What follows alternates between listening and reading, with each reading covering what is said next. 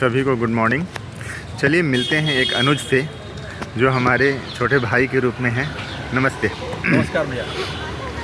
अपना परिचय बताओ, बहुत दिन बाद भेंट हुई तो बस भैया आप लोगों के सामने काशी हिंदू विश्वविद्यालय में आया था और अभी न्यूज़ 18 नेटवर्क के साथ काम कर रहा हूँ एंकर के रूप में, पत्रकार के रूप में। तमाम प्रोग्राम्स जैसे जन जन की बात, हेलो भैया जी, इस तरह के प्रोग्राम्स में मैं आया हूँ और बहुत सारी चीज़ें और भी, स्क्रिप्ट राइटिंग और मुझे याद आता है कि शैक्षिक व्यवस्था में जो लोग भी गाउन पहनते थे, हाँ। मतलब बनारस हिंदू यूनिवर्सिटी की तरफ से जो अलग जगाने वाले कि नहीं, ये गाउन चेंज होना चाहिए डिग्री मिलते समय और ये बदलना चाहिए और उस परिवेश में होना चाहिए जो भारतीय परिवेश को रिप्रेजेंट करता हो, भारतीय संस्कृति को रिप्रेजेंट करता हो जी।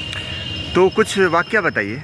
वाकया देखिए ये है कि मेरा ग्रेजुएशन पूरा हुआ और मैंने अपनी डिग्री जब ली, ग्रेजुएशन वाली, यानी मैं जब एमए फर्स्ट सेमेस्टर में आया तो मुझे जो डिग्री अवार्ड हुई, जब मैं लेने पहुंचा तो मैं खुद गाउन में पहुंचा।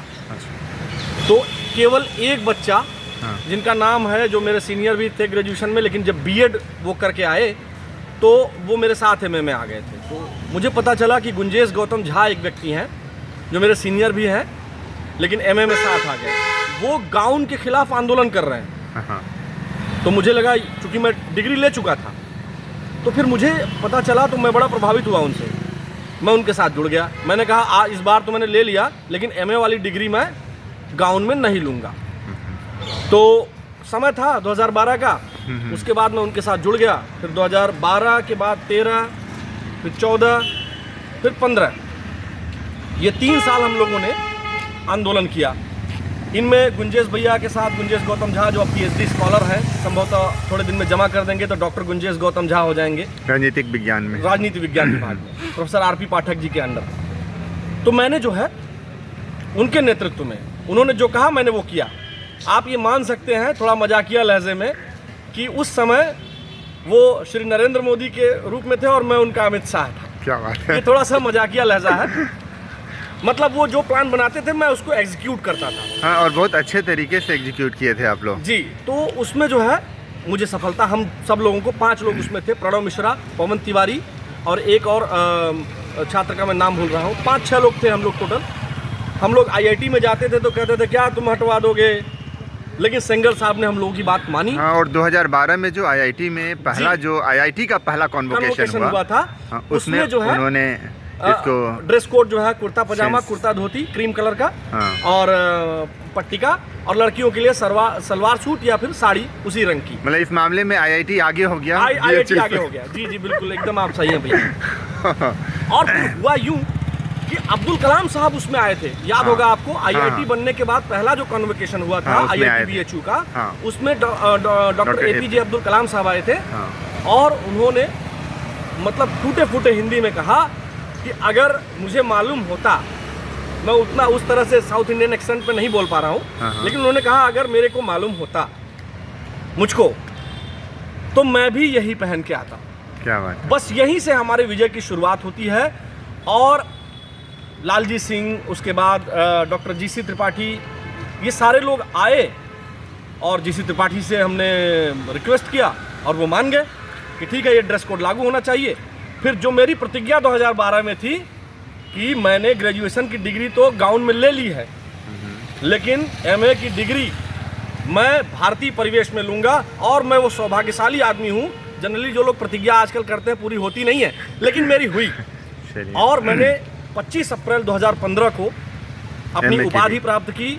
और उस दिन भूकंप भी आया था, बड़ा तगड़ा भूकंप था, 12 बज के कुछ मिनट पर आया था, 2 झटके आए थे, जिसमें नेपाल कहा जाता है कि 4-4.5 फीट मतलब उसकी ऊंचाई उठ गई। तो बहरहाल ये पूरा वाकया है।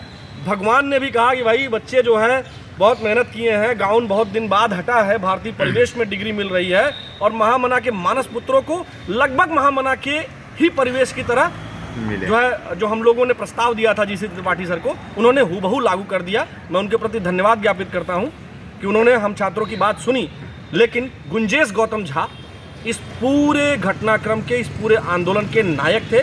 मैं उनका छोटा भाई, जो वो कहते थे मैं करता था। चलिए एक दूसरी बात करते हैं कि आज के परिवेश में जिस स्थिति को आप व्याप्त हो, एक एक्टिव मोड में रहना पड़ता है, कई चीज़ों को मेंटेन करना पड़ता है, तो ज़रा सा बताइए कि जो आपके अनुज हैं, जैसे काशी हिंदू विश्वविद्यालय में जो जूनियर्स हैं आपके, वो अगर एंकर होना चाहें और जैसे एक पत्रकार के रूप में, चाहे वो स्वतंत्र पत्रकार हो या किसी भी रूप में फ्रीलांस काम करना चाहते हों, तो किन किन चीज़ों पर ध्यान रखें? देखिए, अगर पत्रकार बनना चाहते हैं आज के परिवेश में या कभी भी, जो मैंने अपने सीनियर से सीखा है या जो वो बताते हैं, वो यही बताते हैं कि पहली चीज़ तो आपको हतोत्साहित नहीं होना है। सबसे पहली चीज़ आपको यही देखना है। कभी कभी पैसे कम मिलते हैं तो आपको लगेगा कि अब लग रहा घर परिवार चल नहीं पाएगा, अभी तो अकेले खर्चा नहीं चल पा रहा है, तो शादी हो जाएगी, विवाह हो जाएगा, तो कैसे चलेगा। तो संघर्ष का जो काल होता है वो थोड़ा सा कठिन होता है जर्नलिज्म में, थोड़ा सा नहीं बल्कि बहुत कठिन होता है। ऐसे में सबसे पहली चीज़ है वो धैर्य रखें और अपने काम पर अपनी स्किल को माजें, उसको तराशें। अगर स्किल है तो कोई माई का लाल ऐसा नहीं है जो आपको इस आधुनिक युग में मीडिया के इस क्षेत्र में आपको पछाड़ पाए। अगर आपको कोई चैनल नहीं लेता है, आपको कोई अखबार नहीं लेता है, आपको कोई पोर्टल नहीं लेता है, तो आज YouTube जैसी तमाम वेंचर्स पे आप थोड़े से पैसे या थोड़ा से एक मोबाइल फ़ोन से आप शुरुआत कर सकते हैं। जैसे जब ये आप शूट कर रहे हैं, तो अगर आपके पास कंटेंट है, विज़न है जर्नलिज्म का, वो जज्बा है, तो आप निश्चित तौर पर कर लेंगे। इसमें कोई मुझे संदेह नहीं है कि काशी हिंदू विश्वविद्यालय के जो खासकर मेरे अनुज हैं, वो इस बात के लिए आश्वस्त रहे कि महामना की बगिया में पढ़ने के बाद आपको कोई पछाड़ ही नहीं सकता। सुन लीजिए सभी, ठीक है। मतलब मैं बता रहा हूं, मैं सबसे कमजोर छात्रों में रहा हूं पढ़ाई के मामले में, बाकी मामलों में बड़ा तेज था। ये मैं भी हंस रहा हूं और आप भी हंस रहे हैं, लेकिन आपका जो कॉन्फिडेंस लेवल है वो इस मिट्टी से जो है वो बढ़ जाता है। मैं हर महीने, 2 महीने, 3 महीने, 4 महीने, जब भी मुझे मौका लगता है, मैं आ करके इस कैंपस में टहलता हूँ, पैदल टहलता हूँ। क्यों टहलता हूँ? क्योंकि इसमें महामना जैसे मनीषी टहले हैं, उनके पद चिन्हों पर चलने की थोड़ी थोड़ी कोशिश करते हैं। अगर वो थोड़े थोड़े पैसा इकट्ठा करके अपनी निजी संपत्ति को पूरी तरीके से काशी हिंदू विश्वविद्यालय के निर्माण में लगा देते हैं और भिक्षाटन करते हैं, उनको हैदराबाद के निज़ाम ने जो है जूता तक दे दिया था, ये तमाम सारी कहानियाँ सारे लोग जानते हैं, आप लोग के भी प्रोफेसर सुनाते होंगे जरूर। तो इस धरती पर जब आप चलते हैं ना, ऐसे मनीषी की धरती पर जब आप चलते हैं, तो स्वतः आप में ऊर्जा का संचार होता है और यही ऊर्जा आपको आगे ले जाएगी और आपको और सभी विश्वविद्यालयों के विद्यार्थियों से अलग करती है। मैंने मास कम्युनिकेशन की जो डिग्री ली है वो जो है माखनलाल चतुर्वेदी विश्वविद्यालय भोपाल से ली, लेकिन उसका स्टडी सेंटर है लखनऊ में, उससे ली। लेकिन मेरी जो ग्रेजुएशन, पोस्ट ग्रेजुएशन और उसके बाद इंडियन फिलॉसफी एंड रिलीजन और एमफिल में यहाँ एडमिशन लिया था, पूरा नहीं किया। तो ये सारी डिग्री जो मैंने यहाँ ली है, यहीं से स्पंदन एक प्रोग्राम यहाँ यूथ फेस्टिवल होता है। हाँ, ये सबसे ज़रूरी मैं बताना चाहूँगा, खासकर जो मीडिया के क्षेत्र में स्टूडेंट आना चाहते हैं, मेरे भाइयों, मेरे बहनों, अगर आप मीडिया के क्षेत्र में आना चाहते हैं तो स्पंदन में पार्टिसिपेशन जम कर करिए, क्योंकि यहीं से आपकी वो धड़क खुलेगी। और मुकेश भैया, एक मज़ेदार बात बताता हूँ, हालांकि बनारसी कंटेंट है थोड़ा सा वो, हम जब मंच पे चढ़ते थे, कभी कभी इंटरेक्ट होने के लिए शेरो शायरी का भी उपयोग करना होता था, तो ऐसे में अपने ही दोस्त नीचे बैठे रहते थे और वो कहते थे आलोक भैया की जय, आलोक भैया की जय, और उसके बाद जो वो अलकुआ भोसड़ी के कहते थे, तो आप समझ लीजिए कि वो आशीर्वाद मिल जाता था। मतलब उस समय तो मैं हाथ जोड़ के खड़ा हो जाता था, लेकिन जब वो कहते थे तो मजा आ जाता था, लगता था कि मतलब नहीं है, हम भी कुछ हैं, मतलब मिट्टी से जुड़े हैं। हाँ, मिट्टी से जुड़े हैं। तो कुल मिलाकर स्पंदन में पार्टिसिपेट जरूर करिए, जो मीडिया के क्षेत्र में आना चाहते हैं। एक्टिविटी अपनी तेज करते रहिए, हो सके तो सोशल मीडिया पर लाइव भी आइए अच्छे कंटेंट के साथ। एक चीज़ और बताइए कि आज इतने मीडिया के एक अच्छे स्तर के बावजूद जी जी जो लैंग्वेज की हालत है, जी जैसे इंग्लिश हुआ, हिंदी हुआ, तो ठीक है, इंग्लिश तो एक परिमार्जित फॉर्मेट में है क्योंकि पूरी दुनिया लगी है। हमारी हिंदी की स्थिति क्या है, ज़रा वो बताइए। देखिए, जब आप हिंदी की बात करते हैं तो मैं जिस धरती पर खड़ा हूँ, आप कोशिश जो मेरी है बोलने की, आप देख रहे होंगे मैं पूरी तरीके से हिंदी में ही उसके शब्दों का चयन भी करता हूँ। सबसे पहली चीज़ तो ये है कि मुझे भारतेंदु हरिश्चंद्र जी याद आते हैं। भारत वर्षोन्नति कैसे हो सकती है उन्होंने लिखा है, और एक भाषण का अंश था उसी में है, और उनकी तमाम पंक्तियाँ हैं, जैसे निज भाषा उन्नति है, सब उन्नति को मूल, बिन निज भाषा ज्ञान के मिटे न ही के शूल। अंग्रेजी पढ़ के यद्यपि सब गुण होत प्रवीण, पै निज भाषा ज्ञान के रहत हीन के हीन। सही बात। अगर अभी हमारे ग्रामीण क्षेत्रों में ऐसी स्थिति नहीं हुई है कि आप वहाँ अंग्रेजी में जाएंगे और लोग समझ जाएंगे, बोलेंगे आप समझ जाएंगे। ऐसे में भाषा जो है, अगर हम भाषा के स्तर पर बात करें तो कपिल शर्मा हिंदी बोलते हैं, हमारे देश के प्रधानमंत्री जी जहाँ जाते हैं हिंदी में बोलते हैं। कुमार विश्वास भी का बहुत बड़ा योगदान रहा है। कुमार विश्वास जी इतने बड़े कवि हैं, मतलब पूरे देश दुनिया में उनको जाना जाता है और हम सब भी उनसे सीखते हैं।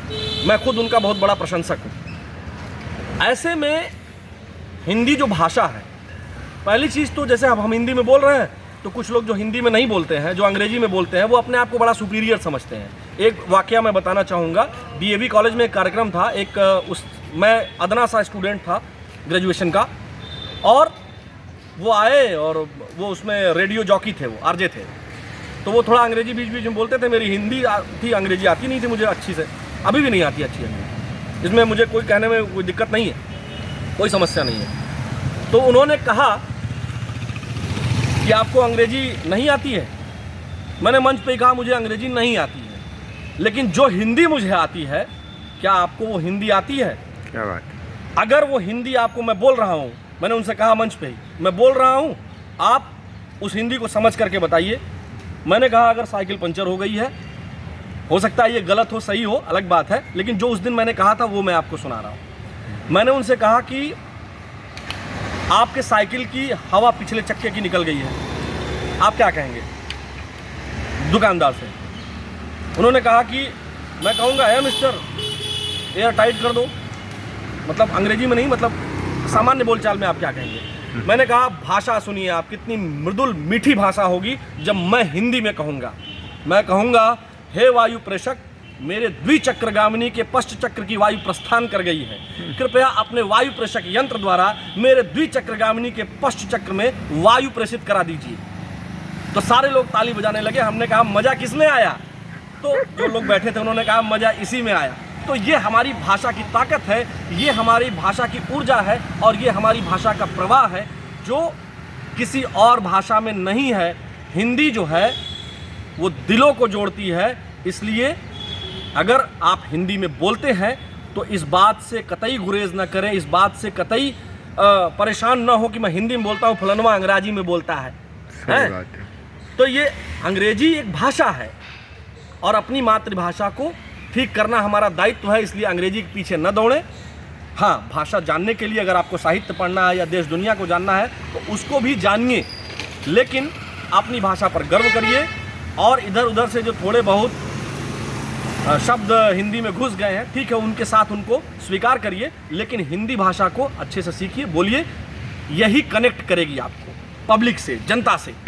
एक बात कहूँगा, क्योंकि अब देख रहा हूँ क्या कि हिंदी भाषा और इंग्लिश, होता क्या है कि बच्चे लैंग्वेज के प्रति अब उतने ज़्यादा झुकाव नहीं रख रहे हैं, जैसे उन्हें गौरवान्वित होना चाहिए कि वो जो जानते हैं वो अच्छे से जाने। हाँ बिल्कुल, ठीक है।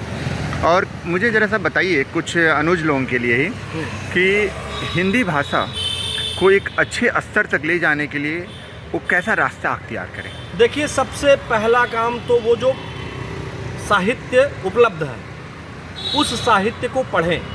नियमित तौर पर सप्ताह में देखिए, कम से कम आपने भी सुना होगा, हमारे जो छोटे भाई बहन हैं वो भी सुने होंगे और आने वाली पीढ़ियां भी सुनेंगी कि अच्छा वक्ता होने से पहले अच्छा श्रोता होना ज़रूरी है, आवश्यक है। और अच्छा लेखक होने से पहले अच्छा पाठक होना ज़रूरी है, बिल्कुल आवश्यक है। आप पे एक चींटी आ गई है। अरे कोई बात ठीक है, नहीं, ठीक ये है। मतलब हाँ, इन्हीं वृक्षों पर के नीचे बैठकर हम लोग आम खाए, इंतजार करते थे कि आप टपकेगा तो हम सही लोग बात खाएंगे। ये आम का वृक्ष है, मालवीय जी ने इसीलिए लगवाया था, महामना ने, ताकि जो बच्चे हैं निकले तो आम के सीजन में आम खाएं, है ना।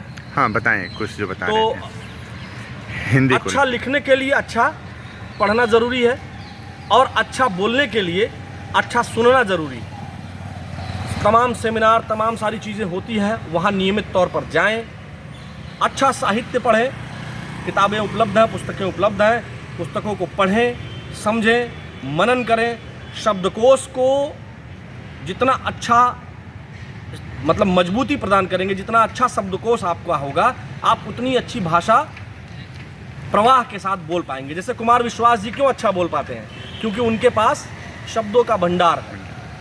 एक अंतिम चीज़ चाहूँगा कि ज़रा बताइए, एज ए एंकर आप किस तरीके से इनिशिएट करते हैं? देखिए, परिस्थिति पर निर्भर करता है। हाँ, एक एग्जाम्पल लेकर। जैसे मैं जिस प्रभाग में एंकरिंग करता हूँ, वो जो है बिल्कुल प्रोग्रामिंग का हिस्सा है, और उसमें हम एक तरह से कहिए कि पेड प्रोग्राम्स होते हैं, और उसमें हम सरकार की उपलब्धियों के बारे में, किसी भी जगह की सरकार हो सकती है, वो राजस्थान की हो सकती है, वो उत्तर प्रदेश की हो सकती है, वो महाराष्ट्र की हो सकती है, वो केरल की हो सकती है, जहाँ जहाँ मेरी हिंदी भाषा में लोग समझते हैं, है ना। हो सकता है उनकी मातृभाषा, जैसे केरल में मलयालम है, कन्नड़ है, तेलुगु है, सभी भाषाएं अच्छी हैं और बढ़िया हैं। उनमें अगर मैं हिंदी में बोलूँगा तो वहाँ लोग नहीं समझेंगे, बिल्कुल। लेकिन जहाँ जहाँ हिंदी बोली जाती है, समझी जाती है, जहाँ मुझे चैनल कहता है, क्योंकि उसी पे एग्रीमेंट हुआ है, वहाँ मैं जाता हूँ, बोलता हूँ। और सबसे अच्छी बात है कि आप कॉन्फिडेंट रहें, विषय जो आप बोलने जा रहे हैं उसके बारे में आप पढ़ लें, कंठस्थ कर लें, फिर बोलें। और इनिशिएट, हमने कहा ना, इनिशिएट करना किसी को सिखाया नहीं जा सकता है, और अगर आपको कोई तरीका बताता है कि इनिशिएट ऐसे कर सकते हैं, तो आप वही तरीका सीखने में रह जाएंगे, इनिशिएट नहीं कर पाएंगे। इसीलिए हम कह रहे हैं कि स्पंदन वगैरह में पार्टिसिपेट करते रहिए। और हाँ, एक बात भैया, काटिएगा मत। हाँ बोलिए। देखिए भैया, आप बंद कर दिए थे फोनवा, हम जानते हैं जो हम बताने जा रहे हैं, आपको हम कन्विंस करके फिर बताने जा रहे हैं कि भाई हम अच्छा बोलेंगे। देखिए मुकेश भैया ऐसे व्यक्ति हैं कि बिना इनसे पेन लिए, पेन नहीं, पेन, देखिए अभी हमारे पॉकेट में भी है, ये देखिए अभी आ जाए, जैसे ही इनके, मेरी वजह से ही ये सस्ता पेन रखने लगे हैं, पहले महंगा पेन रखते थे। ये जानते थे कि महीना, 2 महीना, 15-20 दिन, 4 महीना पे जब भी ये आएगा लड़का, तो ये हमारा पेन ले लेगा पॉकेट से, इसीलिए अब ये सस्ता पेन टिचुक टिचुक वाला रखने लगे हैं। तो ये पेन मैंने इनसे ले लिया, अब इसको आप छीनना समझ सकते हैं, प्राप्त करना समझ सकते हैं, आशीर्वाद लेना। और दूसरा काम, मैं इनसे बिना पैसा लिए 5-10 रुपया जाता नहीं हूँ। एक वाकया है, एक पुलिस के हम लोग लंका पे थे, हमने कहा भैया हमको पैसा दे दीजिए 100 रुपया। ऐसा नहीं मेरे पास पैसे की दिक्कत थी, लेकिन इनसे लेना था मुझे। तो ये कहें आलोक बाबू है नहीं पैसवा, हमने कहा पॉकेट में है। यही हुज्जत हो रही थी और मैं इनके पॉकेट में हाथ डाल ही रहा था कि एक दरोगा जी आ गए, उन्होंने, मुकेश भैया ने कहा देखिए हमारे पॉकेट से पैसा निकाल रहे हैं। तो हमने कहा कि देखिए ये हमारे बड़े भाई हैं और 100 रुपया मुझे नहीं दे रहे हैं। तो वो दरोगा जी क्या किए कि अच्छा ठीक है हम दे दें, हम क्या तुरंत दे दीजिए। तो मुकेश भैया को भी लगा, अभी आज हमसे बता रहे थे ये, कि हमको लगा कि तुम 100 रुपया वापस कर दिए थे। दरअसल दरोगा जी ने 200 रुपया दिया था और मैंने उनको केवल 100 वापस किया। मैंने कहा मुझे 100 चाहिए था, मुकेश भैया नहीं सही, दरोगा जी आप सही, लेकिन मैं लूँगा जरूर। तो मैंने ले लिया। और ये जो बड़े भाई और छोटे भाई का संबंध है, इसी बात के बाद मैं अपनी बात खत्म कर दूंगा। काशी हिंदू विश्वविद्यालय में सीनियर और जूनियर का संबंध नहीं है। काशी हिंदू विश्वविद्यालय में बड़े भाई और छोटे भाई का संबंध है। जब से मैं इस विश्वविद्यालय में आया हूँ या जुड़ा हूँ इस विश्वविद्यालय से, इस महान विश्वविद्यालय से, मुझे एक बात का एहसास है, या तो मैं किसी का बड़ा भाई हूँ और या फिर मैं किसी का छोटा भाई हूँ। बहुत बहुत धन्यवाद आपको। धन्यवाद भैया, धन्यवाद।